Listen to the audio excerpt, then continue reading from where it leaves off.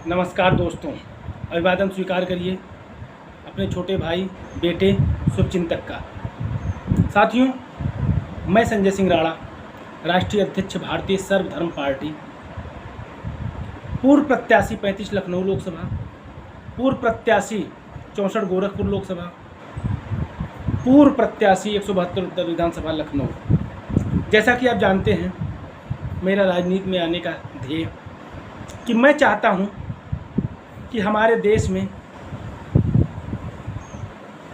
हमारी सरकारें हमारे बच्चों की शिक्षा को लेकर के, हमारे बच्चों की चिकित्सा को लेकर के, हमारे देशवासियों को न्याय को लेकर के, व हमारे युवाओं को रोजगार को लेकर के एक ठोस कदम उठाए। जबकि हमारी आज तक की सभी सरकारों ने हमारे देश के नागरिकों के साथ भेदभाव किया, वोट बैंक की राजनीति के लिए हमें सांप्रदायिकता की भेंट चढ़ा दिया। विदेशों में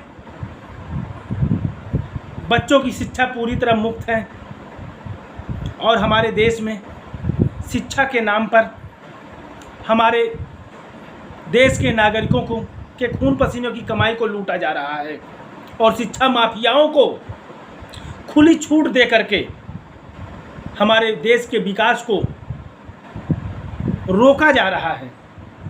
क्योंकि देश का विकास, किसी भी राष्ट्र का विकास तभी संभव है जब वहाँ का बच्चा अच्छी गुणवत्तापूर्ण शिक्षा से शिक्षित हो,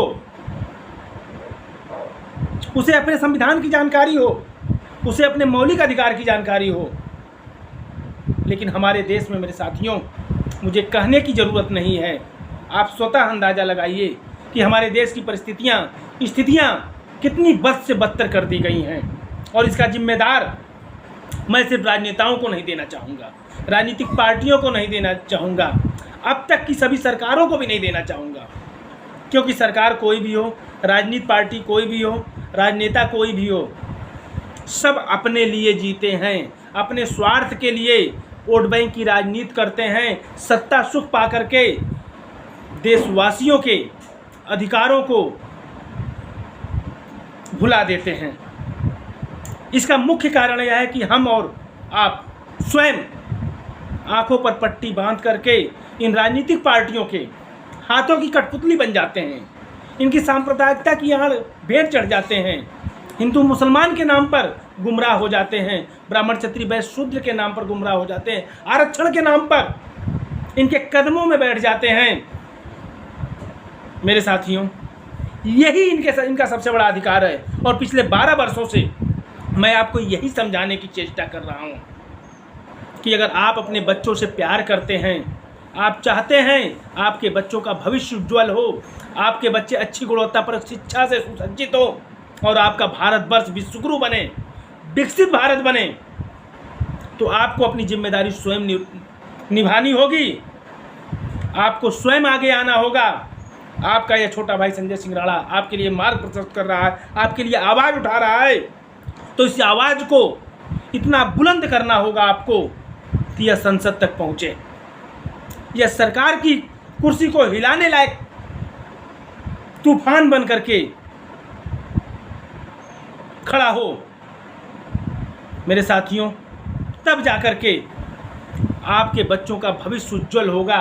अन्यथा जैसे 75 वर्षों के दौरान हम घुट घुट के जीवन यापन करते चले आए हैं, अपने अधिकारों के लिए नौकरशाहों के दरवाजे पर हाथ जोड़कर खड़े होते हैं, सांसद विधायकों के चौखट पर मत्था टेकते हैं, मंत्रियों के दर्शन पाने के लिए चप्पलें घिसते हैं कि कब मंत्री जी के दर्शन हो, कब हम अपनी पीड़ा उनसे बयां करें। इन परिस्थितियों से अगर छुटकारा चाहते हैं तो अपने छोटे भाई संजय सिंह राणा की बात को मानिए, हमारा साथ दीजिए। अपने बच्चों को मुफ्त शिक्षा दिलाने के लिए भारतीय सर्वधर्म पार्टी का दामन थाम करके आप एक मुहिम को तेज करिए, जिससे यह मुहिम आंधी बन करके, तूफान बन करके सरकार को मुफ्त शिक्षा के बारे में सोचने को विवश कर सके। बाकी की कोई भी राजनीतिक पार्टी आपके बच्चों के भविष्य के लिए, शिक्षा के लिए आवाज़ नहीं उठाएगी, खास करके सत्ताधारी पार्टी। क्योंकि सबसे ज़्यादा चंदा शिक्षा माफिया, चिकित्सा माफिया से ही नहीं मिलता है। तभी तो देखिए आज हमारे देश में क्या हो रहा है। कापी किताबों के नाम पर हर साल सेट बदल दिया जाता है। और कापी किताब छपते कैसे हैं? पेड़ों की कटाई से। और आज जो हमारे देश में हीट वेव चल रहा है, इसका जिम्मेदार कौन? सरकार क्या इस पर नहीं सोच सकती? लेकिन वो क्यों सोचे जब हम और आप नहीं सोच रहे हैं, जब हम अपने बच्चों के भविष्य को नहीं सोच रहे हैं। हिंदू मुसलमान की आंधी में बह जा रहे हैं, आरक्षण की आंधी में बह जा रहे हैं, उनके हाथों की कठपुतली बनते चले जा रहे हैं, तो वह क्यों सोचेंगे? अभी आपने देखा कैसे आज हमारे देश में पेपर लीक तो एक सिलसिला चल चुका है, बन चुका है। पेपर लीक होने का एक सिलसिला बन गया है। पहले परीक्षा दो, पेपर लीक हो गया, परीक्षा निरस्त। पहले क्या होता था? परीक्षाएं होती थी, प्रतियोगी परीक्षाएं होती थी,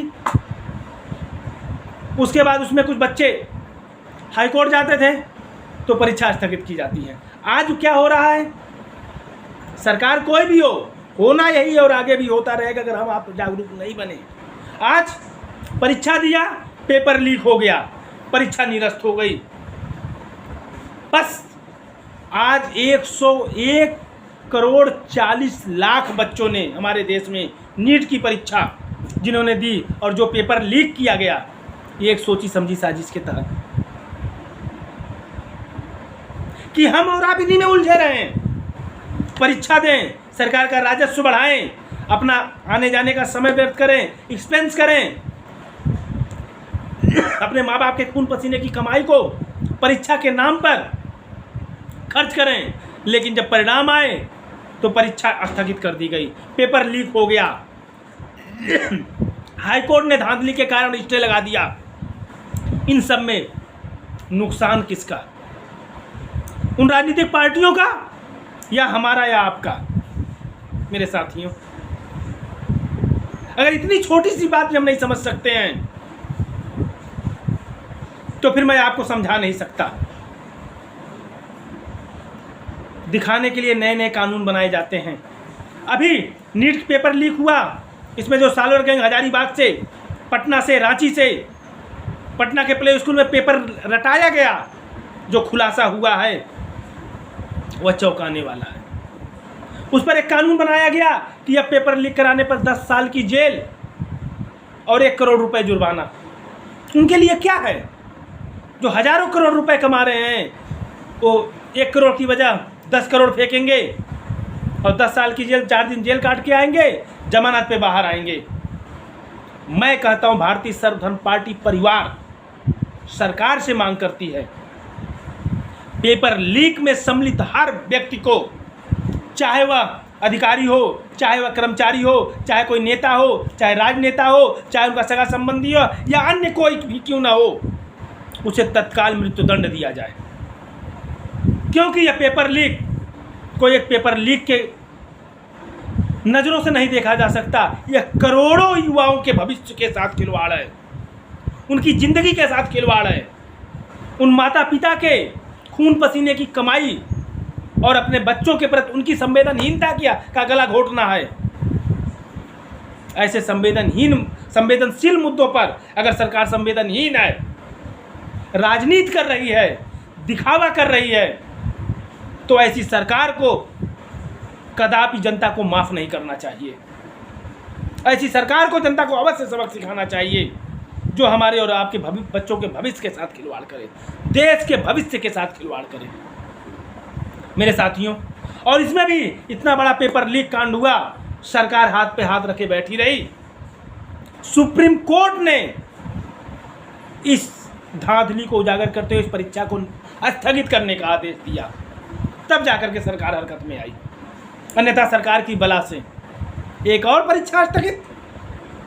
मेरे साथियों, इन 10 वर्षों के दौरान जितनी परीक्षाओं के पेपर लीक हुए हैं, शायद ही कभी इतना पेपर लीक हुआ हो।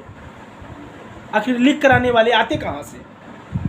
इन्हें इतना हिम्मत मिलता कहाँ है? इन्हें इतनी प्रोत्साहन मिलती कहाँ से है? कहीं ना कहीं दाल में कुछ काला अवश्य है। मेरे साथियों, जागरूक बनिए, अपने कर्तव्यों के प्रति, अपने बच्चों के प्रति अपने उत्तरदायित्वों का निर्वहन करिए। अगर आप उनसे प्यार करते हैं, उनके भविष्य के लिए चिंतित हैं,